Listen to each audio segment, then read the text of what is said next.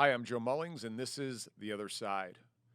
Chatting with Tal Wenderow today. Tal is the CEO of Vocalis Health, and he's actually, we're reaching you out up in Boston today, right, Tal? Yep, yeah, I'm in Boston today. It's flurry of snow a little bit, just a good mix of March. You're getting snow up there right now?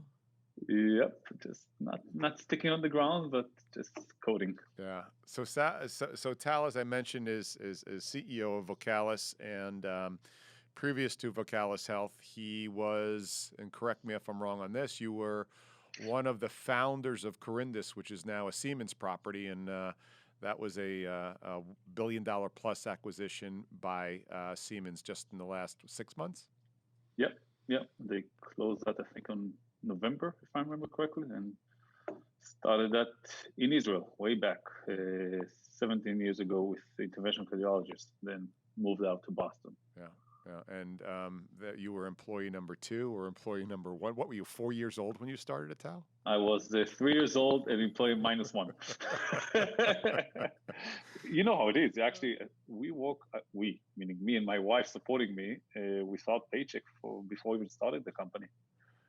That's the way it works. Yeah, yeah, and you and I have, beside become business friends, also personal friends over the years, so I always appreciate that as well. And Vocalis has got a foot here in the United States and also in Israel. Is that right?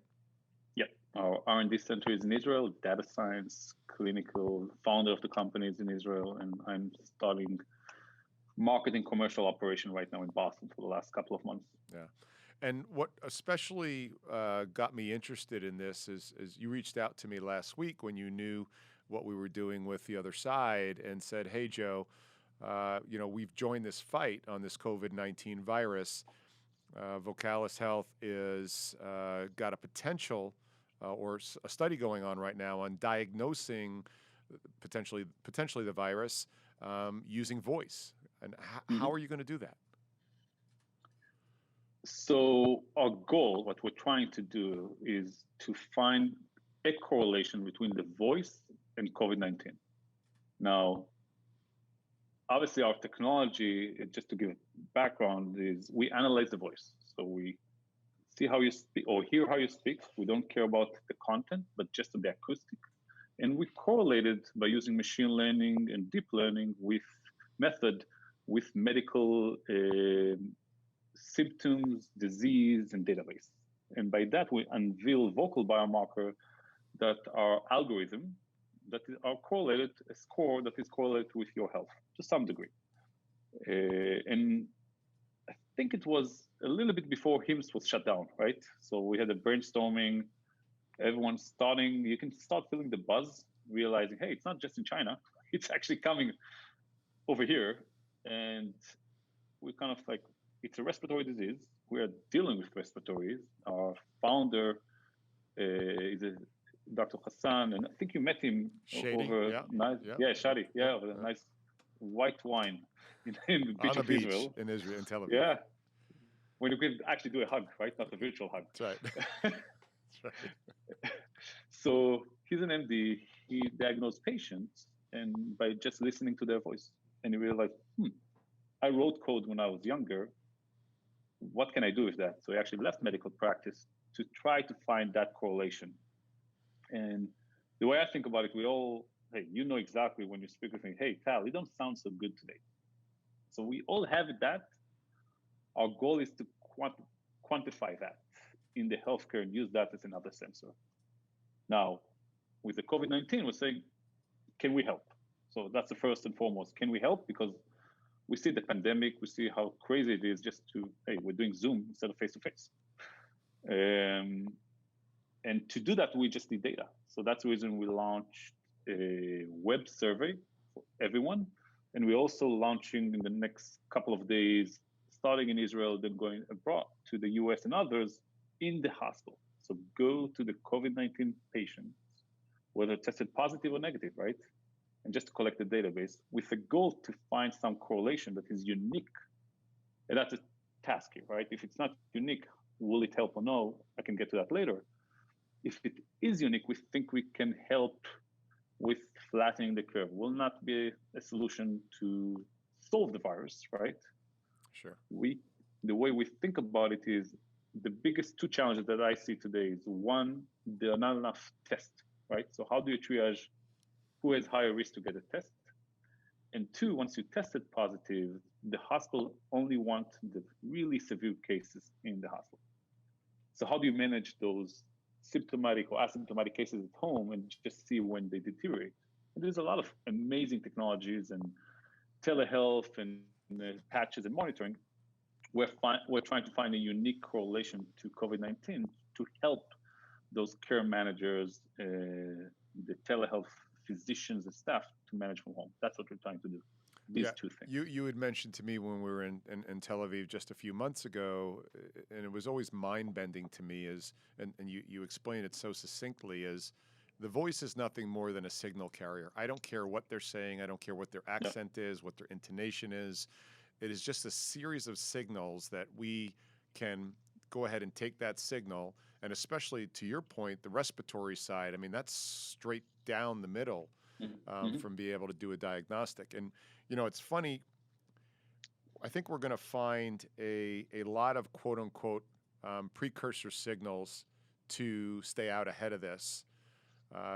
Yours and mine friend Rick Jeffrion, Mm-hmm. that came up today. Rick has started a company that has addressed the loss of taste and smell. Mm-hmm. And the data Right. just came out yesterday that more than 30% of the patients reported a loss of taste and smell previous to becoming symptomatic with this. So I think there's all kinds of precursors or hints coming up that if we can Mm-hmm. stay out ahead of that, we might not be able to add a therapeutic to it, but a diagnostic that allows us to sort of intervene earlier or keep them Mm-hmm. from becoming critical. Yeah, it's exactly right. The way we see voice is the first line of defense. We're not going to solve that, right? We're just going to raise a flag to all disease. We're focusing right now on respiratory. But to your point about the loss of smell, we when we looked on all the publication by CDC and the World Health Organization, they all looked at shortness of breath as a unique symptom to COVID-19 over common cold and flu. Mm, Without getting too commercial here, our first product is a detector of shortness of breath that is expecting CE mark every day. So interesting. once this one out, and the problem with shortness of breath is very hard to quantify. So as a patient, if I'm a patient, I can say, I'm having hard time breathing today. You ask me tomorrow, I said, I'm still having hard time breathing. How do I quantify? Is it better? Is it worse? And we're trying to do that, right? To kind of put some measurement or scale to that shortness of breath. We're not going to tell him just go to the ER. We're going to tell his caregiver or care provider, hey, there's a problem here. Let's focus on that. Yeah, so you can get out ahead in almost a predictive analytics. And another interesting thing is, we're seeing as we move into this world and this COVID situation is going to quickly accelerate us towards a digital environment in healthcare more quickly than we ever would have moved without the kick in the butt. And so that's great, whether it's telepresence, whether it's diagnostic on the digital side, because right now the biggest issue is, and it won't replace an analog test, but to your point, it may help us triage that diagnostic because we can scale it on this now very, Exactly. very quickly on a download on an app from an Apple store. I don't know how it's going to work right now. And at least get out ahead and create a baseline right now too, Tal. I mean, help me through the science. If I was going to download that app, wouldn't I want some sort of baseline before I had a scenario that I may want to diagnose? Is that how that would work? Yeah, we need 2 or 3 days of baseline, obviously, just to create that. The question is, to be honest, do we share the information with the user, meaning the subscriber or the patient, or we share it only with the caregiver or the care provider? That's TBD yet. The bar is always higher to me when you go to the patient because you don't want to really freak him out. Oh, I have a problem. Let's rush to the ER. That's exactly what we don't want to do. But to your point about that growth of telehealth, I heard a quote which is fascinating. I spoke with one of the insurance company in the US, and they told me the amount of traffic they sent to those telehealth, whether it's Teladoc, American Well, in 1 week is almost like the last couple of months. Yeah. Yeah. The challenge they have is they don't have enough care to manage those patients. So how do you triage before even? Because if I have 10,000 care managers and I need to now remotely manage 1 million, 2 million people, it's not equipped to do that. And that's the triage that we're trying to help. And I don't think, we'll see in a couple of years whether there'll be a complete, who is the integrator, right? Mm-hmm. We are starting to integrate it to our solution, vital sign. We already have symptoms on top of the voice, but it will be some consolidation because you cannot have 5-10 different products. That doesn't make sense. No, and I think what's interesting is this is the tip of the spear. The first thing is that we had to have this tragedy occur. Was it predicted previously? Yeah, but we didn't know the timeline on it, nor did we move towards it. Fine. We're going to have an acceleration towards telehealth, telepresence. But now we'll always have that lag now. Now what's the workflow look like? How are we going to handle those numbers? Where is that data going to go? Who owns that data? Does the patient own the data? Who, right? And so those are questions not to be solved today, but certainly under consideration. This is, again, another technology that's come out of Israel.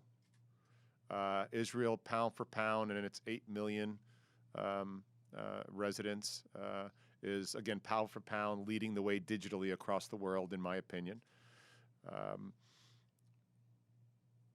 What are things like right now with your team in Israel? Israel had a very rapid response to this before most other people shut their borders, even for those to leave. What I recall when you and I chatted, they weren't even letting healthcare professionals leave because they wanted them on the ground in order to deal with the population.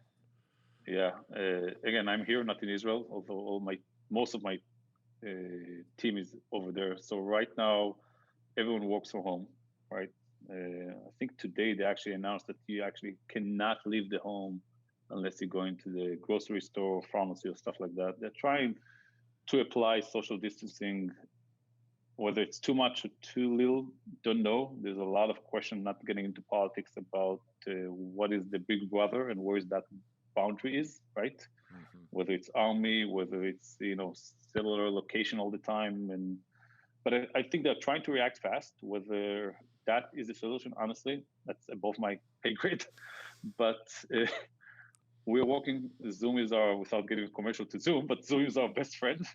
And when you know that better than I, the first thing we actually tried to be ahead of that because we canceled him 2 days before that because I didn't want people to travel for nothing. And we had a call on a Sunday before Israel shut down all the borders and stopped everyone to work from home, trying to say, hey guys, each one have his own judgment and work from home if he wants. But the one thing I demanded first is only video conference call. Because when you do voice conference call, it's not the same. No. We all multitask. So when no one sees you, it's even worse. But luckily for us, we work on cloud-based. We're a software play. We don't have any labs. We're not a pharmaceutical company. We don't have any horrendous robotic system to build. It's all virtually. So for us, the damage is it's still in the team environment, but we're doing daily checkups. I'm doing like 10 p.m. their time every day. They're doing with their team, and hopefully we'll kind of pass that intra-corona. But luckily, there's a goal for us because we're working to find a solution for this. So luckily for us, we're in that environment and not just trying to push to get additional revenues. Yeah. But it's challenging. It's not easy. Are you able to share with me, has the government or is the clinical trial or the clinical activity that directly addresses the COVID-19, is there any special path that's being given on that right now? I think it's all on steroids, I'll say that, right? Mm-hmm. So we're doing a clinical trial, so Helsinki is faster. You're doing that with less agreement, but that's a discussion I had before. Hey guys, data privacy is number one, right? We have to store the data the right way. We have to protect privacy, but there are all over the world, including here in the US, the FDA has emergency use authorization, which is enable companies to do a fast path to go to the market, whether it's a solution like us or any other solution. So I think all the governments are realizing that it's easier. Israel is trying I was just in a discussion that trying to help with ventilator system and life support system, and there's a lot of initiative right now. I got a lot of calls. I'll give credit for people trying. Let's collaborate, right? Forget about business side. Forget about startups, big company, government. Doesn't matter. We just need the solution. Israel know very well how to get together in those situations. Good or bad, that's a different story. But I, I honestly think most of us are working to find solution right now. But there might be another outbreak next year, whether it's the same coronavirus or different. So we just need similar. The way I selfishly, I'll say, or biasly think about it, it's like an antivirus, or think about checkpoints, or cybersecurity. Till you get infected once, you don't care about it. It didn't touch you. But once you're infected by that, you think about what's my first line of defense? How do I kind of put those domino Legos in place to make sure it protects, and then this fall, I have another one.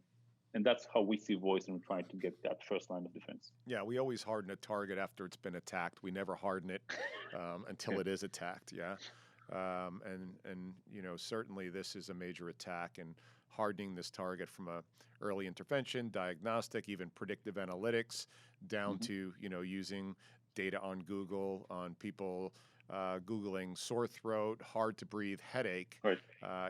We know they've run that sort of drill before. You're in Boston right now, and I know Boston is one of those locked down cities. New York, New Jersey, Chicago, San Fran, LA. What are things like up there right now? Yeah, so I don't think it's officially locked down. It's a recommendation still in Boston. I mean, I'm in Newton, which is a suburb, so no school for the last 10 days. They just started doing curriculum online. No city services. It's the same, I think, everywhere. I don't know how Florida is right now, but you're trying to stay home. We're trying to be sane and walk, meaning it's good for the family. I'll say that, right? If you like your family, it's really awesome. But we try to do a walk just ourselves, close by, don't go near people, and it's very good. But yeah, whether social distancing is the right solution or not, I think it is, but it doesn't matter. If you are in, you have to be all in, right? Otherwise, it doesn't help. Yeah. So no toilet paper. Supermarket, it's like, you have only 2 for today. No, just kidding. But it's challenging because you start looking around and see where's that virus, and it's invisible, right? But I think people are stronger than that, and in the long run, we'll hopefully look back and say that's how we got some perception in life, and it's not just about the running all the time. Yeah, no, that's an interesting point, and certainly it's starting to emerge right now. As I'm in agreement with you that social distancing was initially a very appropriate, if not draconian, approach to at least arresting this right now. My concern is, and I know other leaders are balancing out the empathy and the concern for having this continuing to accelerate, but also keeping in mind the 3-month, 2-month, and then beyond horizon of the economic impact. And are we over-indexing towards safety on this? Because the long-term implications are going to be, I personally believe, much more dramatic and brutal on our country and the world. And I likened it to, I put it online today, it's like knowing that the air around you is contaminated, so you then take a big plastic bag and put it over your head and tie it tight. And it's good for 3 or 4 gulps, but after that, things don't work out so well. And so, that's the analogy I'm using, and I don't mean it to be disrespectful, yet it gets your attention. I agree, meaning, and I don't think we all have the entire information, meaning hopefully the guys in the front know more than us, whether it's the data integrity of the information from China, because China was in lockdown for 2 months, and I just saw a video online today that they're starting going to supermarket and they're starting release. So if it's 2 months, it's recoverable, but I think time will tell. But it's definitely, I don't know what the solution is right now. I'm just following the China right now. The China thing's a little different because with China, 80% of the businesses are government owned. So you've got a little bit different of an on-ramp there where the government can certainly manipulate anything they can.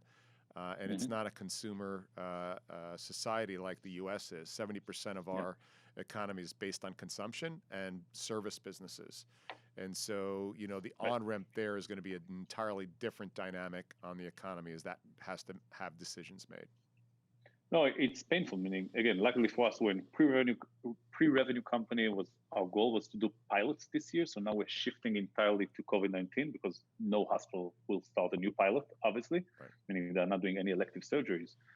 But it's devastating, just not only to see the market, right, how it goes, but to hear around us people that are getting laid off or going on a long-term vacation, and whether it's the cleaning lady that goes here, whether it's the local grocery store. We actually, in our city, there's a call, just order online and do pickup from those local restaurants just to help them to survive. Yeah. I think it's painful, and we'll see what happens and how fast. With it, I'm reading too much economy that I used to, which I'm not an expert. Yeah. Is it a U shape, a V shape, and all of that? I think in healthcare also, think about my previous company, robotics. Mm-hmm. Or who would buy an MRI system right now when you don't have face mask? So how do you balance all of that? And you know more about the startup and the R&D than me. I think it's a big change, right? If you're trying to raise money right now as a startup, and you're not in the coronavirus area, that's painful. Yeah, I think you're going to see. But you brought a really good point up, is the digital startup A round, B round, who are pushing through and don't have an inventory and can control their burn and don't have to worry about fabrication and can work remotely, less impact. But if you're a company that's in the $30 to $40 million a year sales and hospitals are shut down, and you're part of the elective surgery side of things that are going to have a big hit, and you've got maybe 1 month to 2 months of cash in the bank, and then you've got to go out for an SBA loan. What does that mean to you? So it's a crazy dynamic right now, and certainly it always sounds bad to talk about economics when there are deaths right in front of us. I think there's a responsibility to everybody in the game to at least address both equally. No, I agree, and I think most of the people are living paycheck to paycheck. So if you don't get one, then you're starting to do catch up, right? That's my concern as a person, whether it's the US or Israel.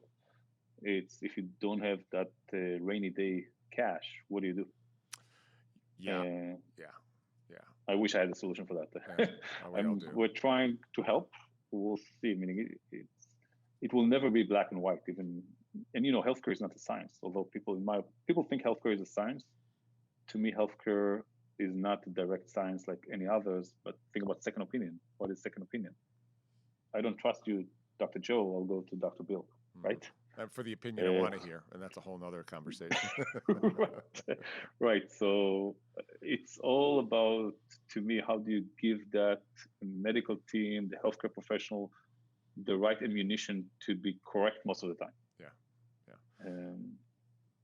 But think about colleges. If you speak about life, right? Will that impact the college tuition in the US? Oh my gosh, yeah, absolutely. Just think about all the students whose parents right now are scrambling just to make tuition right now, and now you're talking about potentially a generation that may or may not go to college because of this situation. Depends on how long it gets strung out. So I know. No, it's the social impact is dramatic. Yeah. So hopefully, I think it's not a question of if; it's a question of when they'll find a vaccine, right? So it's how do you bridge that gap, right? Hopefully it's more like a flu. And I'm honestly thinking, I don't know exactly all the truth here, is the question is the mortality rate is the right rate, but because we don't have enough tests, we don't know if the mortality is by order of magnitude lower than that. Well, we never know we don't know what the denominator is, right? That's the one thing we don't know. Exactly. So is it 0.1% or 1%? It's a big change how we impact the economy. So if it's 0.1, we're not doing the right thing. If it's 1%, potentially. Correct. So Tal, one of the things I ask my guests all the time is, look, as a leader, you were a founder of Corindus, that when you left, it was tremendous success, and now you're a CEO of a different type of company and a different size, and in the same industry, but really a different platform. What are you thinking about as a CEO? And what guidance could you give to first-time CEOs out there that may be sitting in a early stage or a mid stage right now? So the number one and most important thing, and probably cliche, is the team. Meaning, I'm trying to even myself text, call, or being right now once a week my entire company. It's not a big company; it's easier, but I think communication is the key, right? And how do and whether it's up and down, whether it's to my board of director or to my shareholders or to my team, because we're all running literally on steroids right now. We're trying to control it and be in organized chaos, but you have to communicate, and things change, priorities changes because of the dynamic of the world we are. Meaning, I just told one of my team a week sounds like a day today, right? What's used to be a week, it's a day. So I think communication is the key. Transparency is number two, up and down again, meaning I'm calling my board member, even over communicate when things are not mature enough. But if you have a good board, they will help you. They're just not your boss. They're not your cop. They'll try to help you. So these two things. And I think the third thing is, forget about the cash. These are the obvious things. And it's the risk, what impact. And I'll give credit to our investors, Amen. They did a session last week, brought all their CEOs, brought some guest speakers and speak about, guys, here's a template, how to run risk analysis. We all do it in our head, but they provided that. So it helps. So cash flow, whether it's headcount and resource, we're actually hiring right now. So we're still looking for some team members, and we're hiring right now in Israel. And you also think about what's your pilots, what's your revenues, and how do you bridge that gap? And then if you don't, what do you do, right? So luckily for us, we had COVID-19, so we're all in, right? So people call me, do I have a solution right now? Which is a good problem to have. But I think it's think about your short-term goals, your long-term goals, and over-communicate. And going back to the team, some mistakes I made is kind of like, hey guys, keep doing, and you keep pushing, you're like pushing a dead horse, right?